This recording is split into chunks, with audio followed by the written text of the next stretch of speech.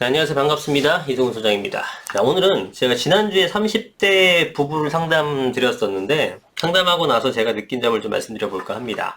자, 우리나라의 수많은 3040 이제 분들이 대부분 이 시간에도 굉장히 열심히 일을 하고 살아가고 있죠. 경제활동도 가장 왕성하게 하는 그런 세대이기도 하고요.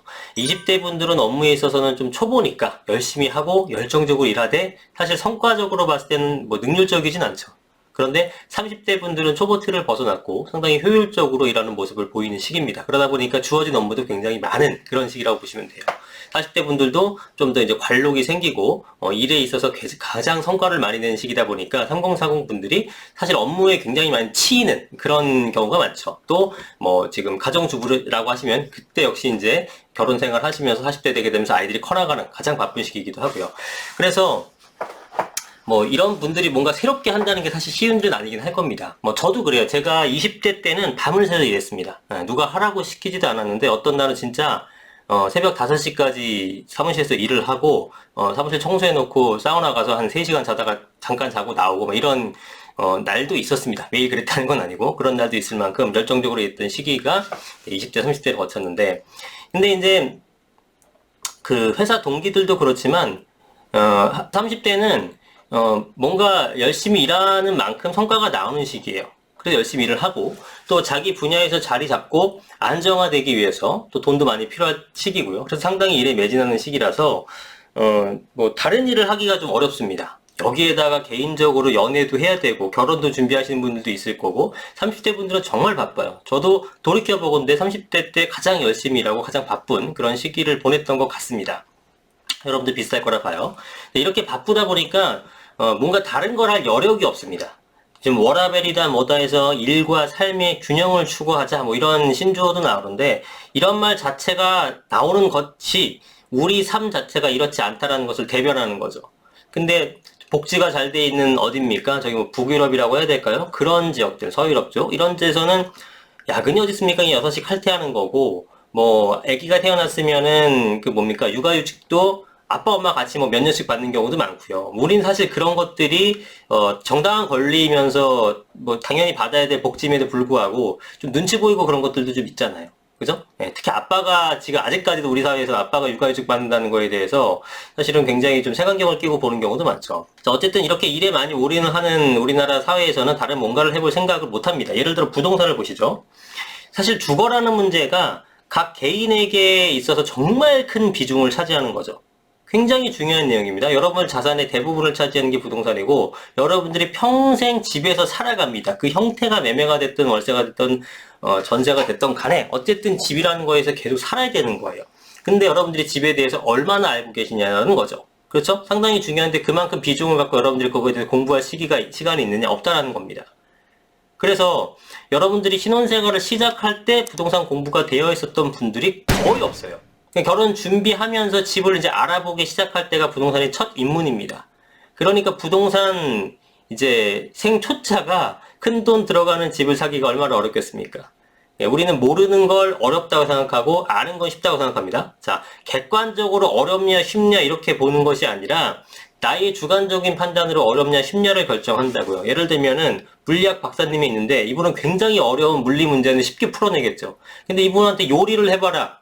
뭐 심지어 김치볶음밥 정도만 해보세요. 해도 안 해보셨으면 잘 못하는 겁니다. 그럼 이분은 김치볶음밥 요리가 어려운 거고 우리가 봤을 땐 정말 어렵다고 느껴지는 물리학 문제는 굉장히 쉽게 푸는 거죠. 이것처럼 우리가 해본 거, 우리가 잘 아는 거는 되게 쉽다고 생각하고 아무리 객관적으로 쉬워 보이는 것도 내가 모르는 건 어려운 겁니다. 여러분들이 부동산을 어렵게 느끼는 것도 바로 그런 이유들 때문이에요. 여러분들이 잘 안 해봤기 때문에 어렵고 힘든 거예요. 사실은 그렇게 어려운 것이 아닌데. 그래서 여러분들이 특히나 또 부동산 업에 종사할 것이 아닌 이상 어느 정도 수준까지만 공부하게 되면은 사실 그 정도면 됩니다. 제가 봤을 때는. 예. 그냥 그러면 쉽게 내 집 마련 할 수 있고 마음도 편하고 또 내 집 마련 통해서 자연스럽게 돈도 벌어요. 근데 그게 우리 사회 시스템상 그 공부하는 틈이 안 주어지다 보니까 부동산이 어려운 거죠.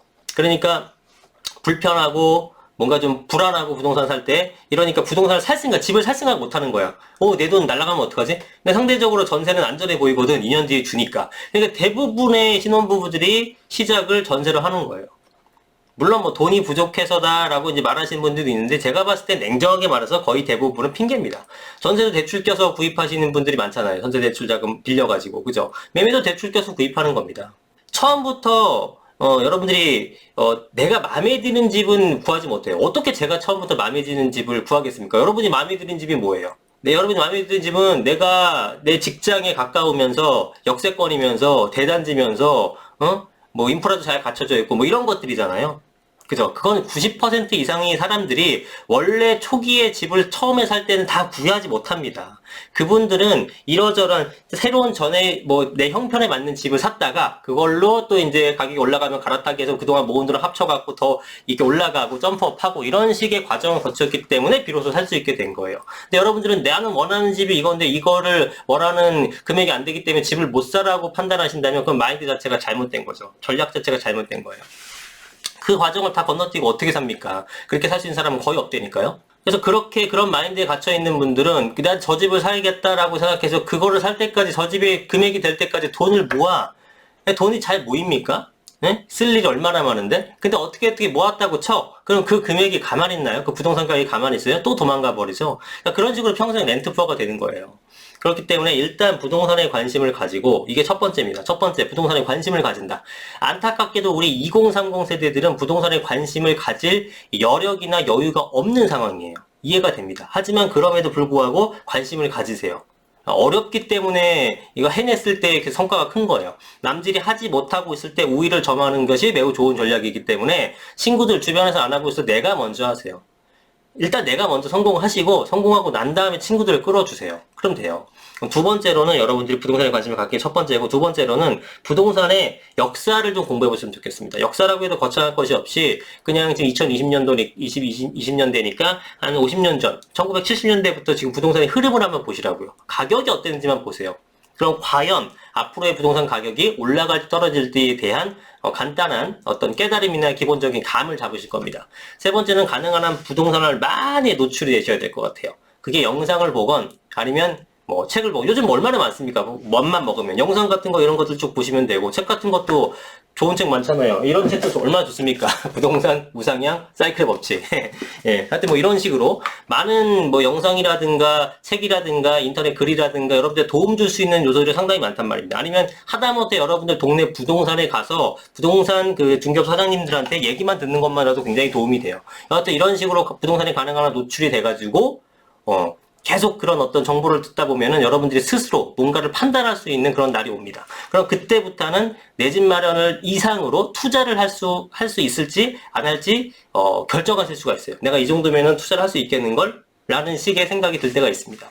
그리고 여러분들이 그런 어떤 투자 결정까지 할 수 있는 능력이 되신다 그러면은 여러분이 어떤 그 돈을 버는 투자도 여러 가지 파트가 있죠. 나는 뭐 세금을 공부했다. 그럼 언제 사서 언제 팔겠다. 이런 거를 공부할 수 있는 거고, 재개발을 공부했다. 뭐 경매를 공부했다. 뭐 상가를 공부했다. 뭐가 됐든 간에 내가 마음에 드는, 그리고 내가, 나에게 좀 적성이 맞는 그런 것들을 딱 생각해 놓으면 그 투자 파트에 공부를 올인하셔야겠죠. 그렇게 공부해서 그 투자에 성공하세요. 그러면은 여러분은 분명히 나도 모르게 어느새 경제적 자유를 달성한 내 모습을 보실 수 있을 겁니다. 근데 지금 제가 말한 이런 과정을 경험하는 사람은 상당히 적긴 해요. 30대에 전세로 시작해서 금방 깨닫지 못하면 후딱 40대 되죠. 그죠? 아이들은 잘하죠.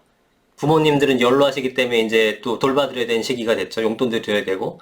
나한테 쓰는 돈이 없더라도 여러분들 돈 나갈 때가 한둘이 아니에요. 그래서 부동산 시작이 늦게 되면은 3040 분들은 하루하루 살아가는데 정신이 없기 때문에 신경을 못 씁니다. 네, 부동산에 신경을 못 써요. 스트레스만 받죠.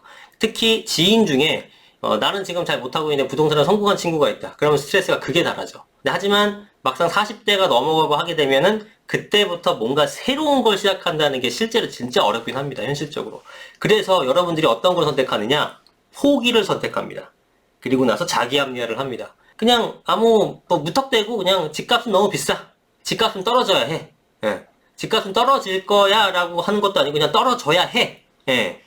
당위성을 펼치죠. 그런데 현실은 그게 아니에요. 지금 상황도 마찬가지로 집값이 뭐 조금 약간 조정되는 기미가 보이니까 떨어지는구나 뭐 대세 하락이구나 이러고 좋아하고 있죠. 난리도 아니에요. 지금 하락론자들 나와갖고 막 나팔 불고 난리 났죠. 보세요. 지금 어떻게 변하나 이 시기가 일시적인 거예요. 부동산은 장기 우상향 되는 겁니다. 어떻게 하냐면은 지켜보시면 알아요. 지금 제가 아무리 말해봤자, 믿을 분은 믿고 못 믿을 분도 못 믿을 텐데, 시간이 지나면은 21년 이 하반기가 지금 분위기 보세요. 뭐 대세하락의 전조 같죠? 분명히 장담드리는데 그 일시적이에요. 예, 보십시오.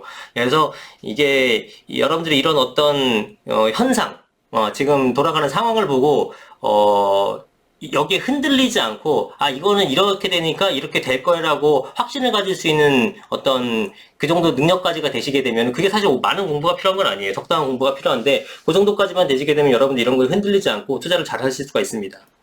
그래서 일단 시작은 여러분들이 부동산에 관심을 가지고 장기 우상향이라는 믿음을 갖고 여러분 수준에 맞는 집을 사기 위해 노력하고 내가 원하는 집 말고 내 수준에 맞는 집을 일단 사서 갈아타기해서 집을 구입하는 겁니다. 최종적으로 내 목표를 달성하는 겁니다.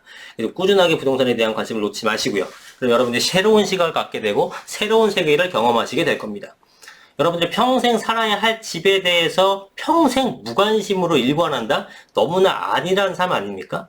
예. 여러분들 열심히 하루하루 살고 계시고 그래서 내가 모르는 분야에 대해서 새롭게 뭔가를 해야 된다는 것이 얼마나 어려운 일인지는 저도 잘 알고 있지만 그럼에도 해내신다면 그 보답은 확실합니다. 예, 응원하겠습니다. 여러분 파이팅 하십시오. 오늘 영상 여기까지 하겠습니다. 감사합니다.